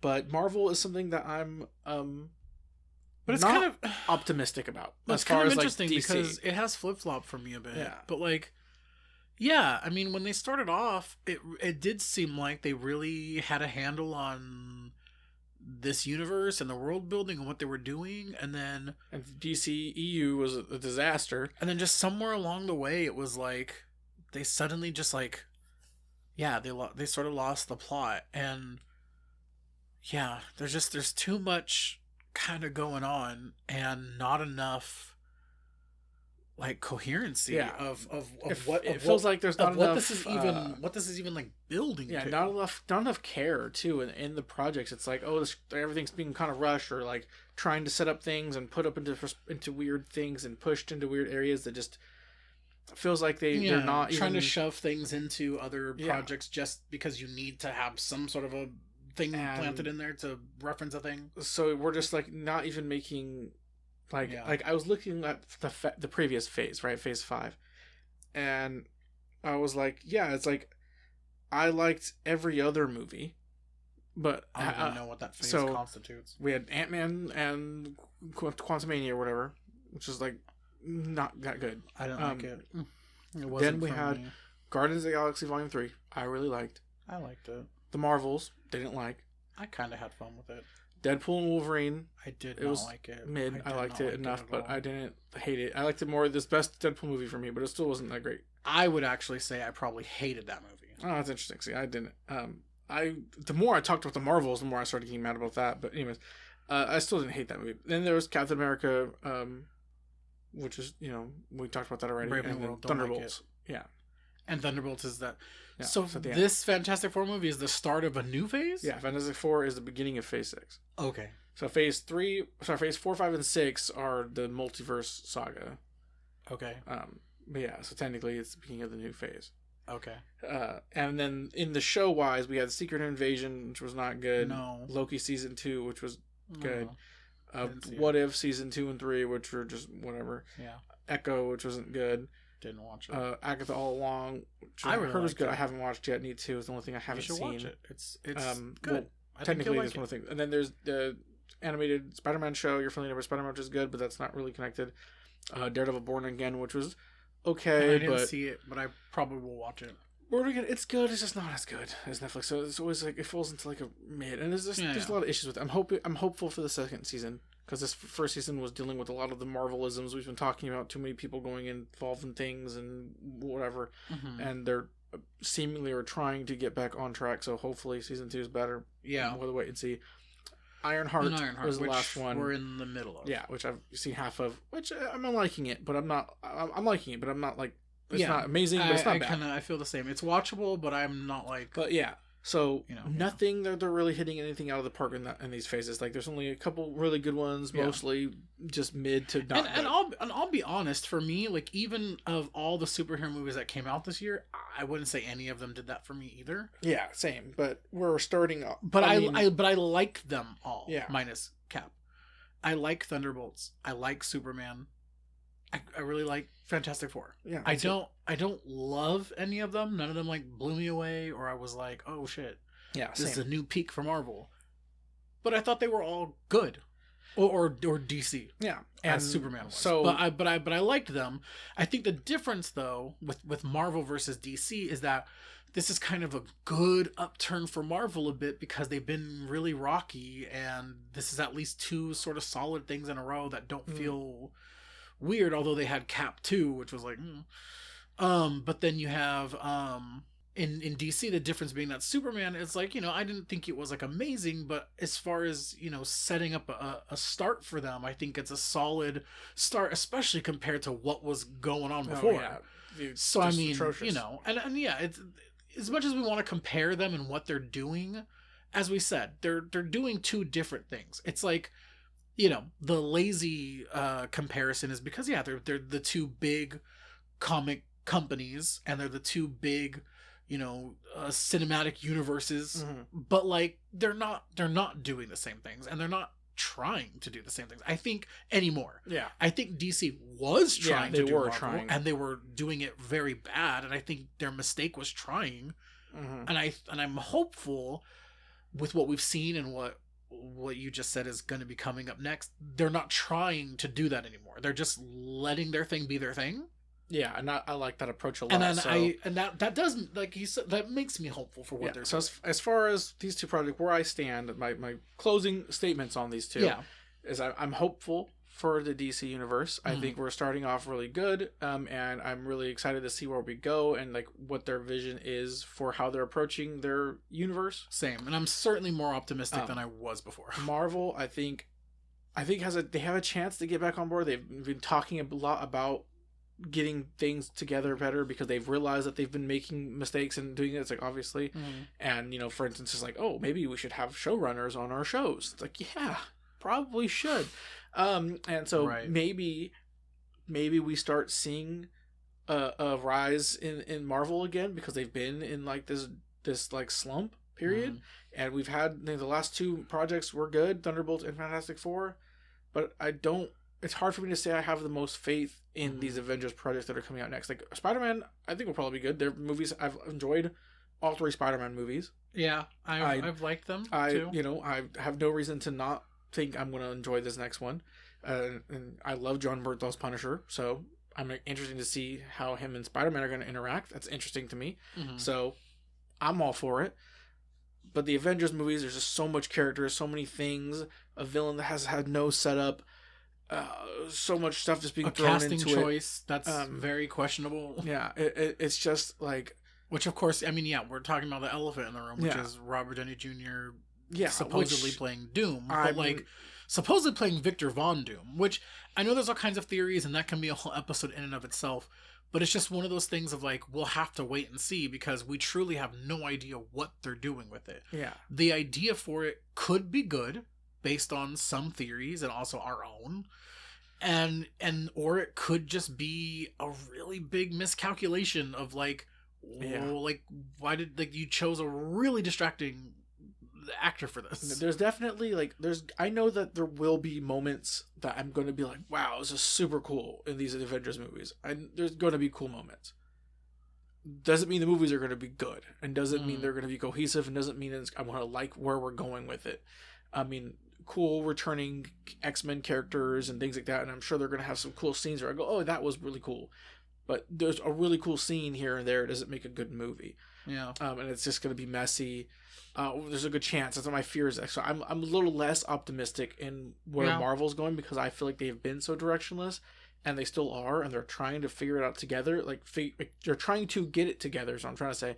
But I just don't know if what they think is going to do with it, by shoving all these people in, and Doctor Doom, and now we're introducing all these random X-Men characters and all this stuff for Avengers, and we have no idea what they're planning with Kang anymore. Yeah, I think they're just getting rid of that apparently, and going into these next two movies with that. There's a lot of questions. Yeah, it's a lot of stuff, things that make me not optimistic about the chances of it being good. Yeah, and maybe I would agree with that. Maybe we'll get a soft reset afterward, and it could be good, and maybe they can get their life together going forward.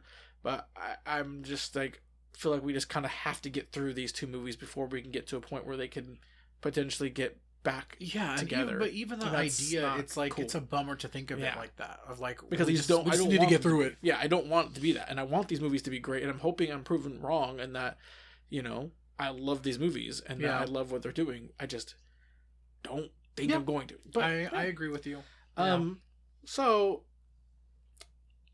that pretty much wraps up the conversation there about Marvel and DC for now. Obviously, there's still always going to be more to talk about when it comes to Marvel and DC, but that's all we got for this episode. Yeah. Now, what's something that we have coming up soon that maybe you're interested in, that you're wanted to talk about real quick, that you're looking forward to enjoying or partaking in? Honestly right now, because I've been seeing a lot of the reactions for it, I'm really excited for the new Naked Gun movie. Oh, nice. That is coming out really soon. Technically be out when this comes out, but right. But yeah, I've been seeing the reactions, and the actual reviews and stuff are out, and people are really, really liking it. And I've enjoyed the marketing for it, not just like the actual previews, but even just the way that they're kind of talking about it. I agree. And also, on a just kind of a side note, but still related to it, is like, I'm really excited on a personal level for just Pamela Anderson and what's happening with her career, and how she was like, you know, she was most known for Baywatch and I don't like talking about it, but like a sex tape, but like, you know, she didn't really have a chance to have a career or to even show that, like, if she could act or not. And to see just where her career is at now all these years later, and that she was kind of given that chance with this little indie film last year, The Last Showgirl, and she got a Golden Globe nomination, she got a SAG nomination, and she was really good in that. And it was something that they wrote this, and they saw her documentary and her talk about what happened in her career and the things that kind of like, you know, completely like ruined that and changed her life and just where she was at now. And that was enough to make them be like, I'm going to cast her in this little indie film.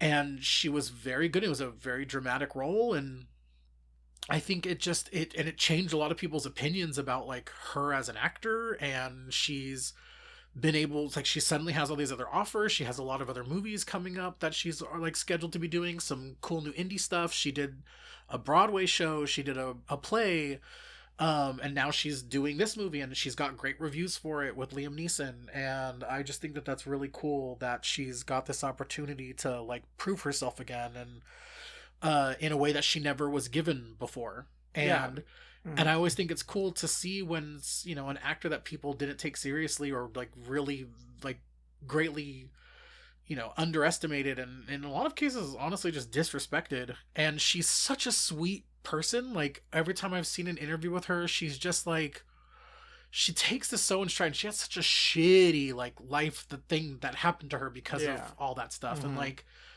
I don't know, it's really heartwarming to see somebody who just seems like a really good person actually get the chance to like correct a shitty thing that happened and get like this new chance to like have a good career.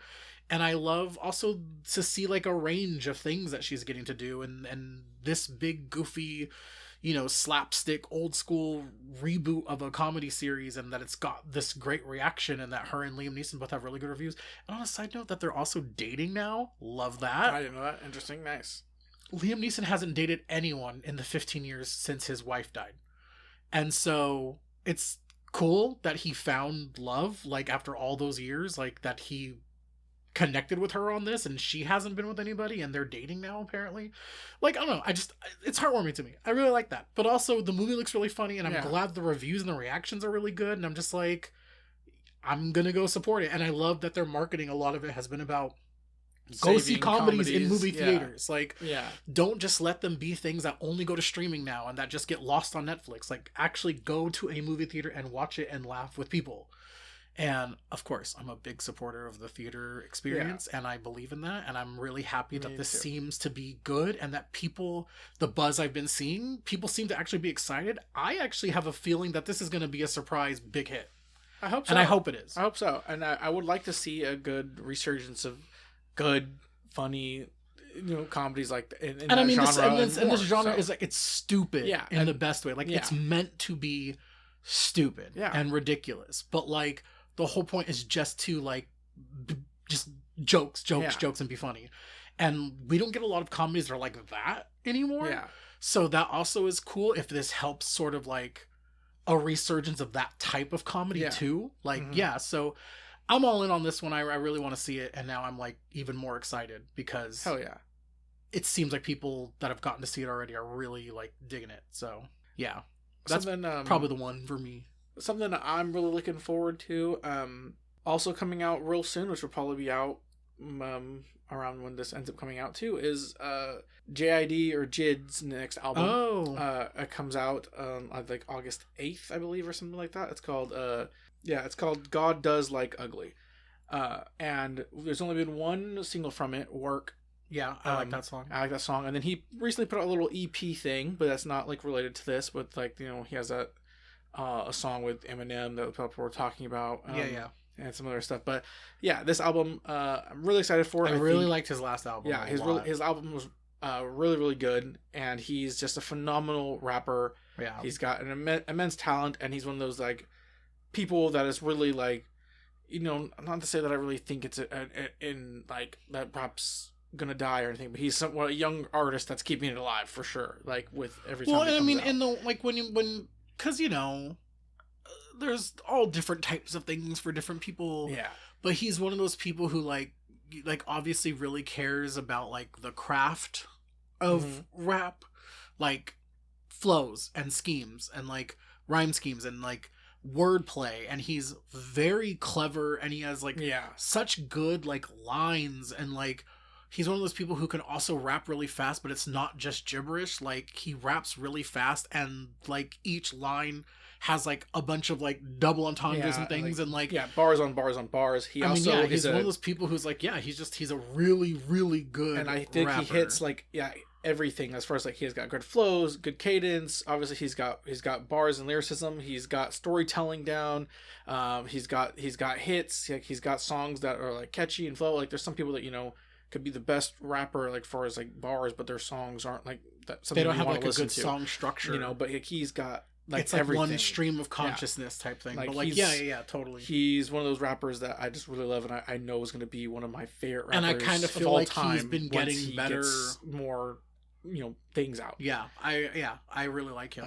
And I'm just super excited for his project because I just know it's gonna be dope, and it's gonna be great, and very, very excited. Cool. I didn't even know that was coming out that soon. That's it's coming out real soon. I think it's like the 8th or something like that. So nice. Yeah, definitely looking forward to that, and that awesome. God likes us ugly. That's good to know. Yeah, for you. Oh, just kidding. And with that, wow. Peace out. We are ending the episode. Please, if you want more, follow us or follow me on All in One Discussion on Instagram, TikTok, Spotify, and stay tuned because there will be more episodes. Peace. Bye.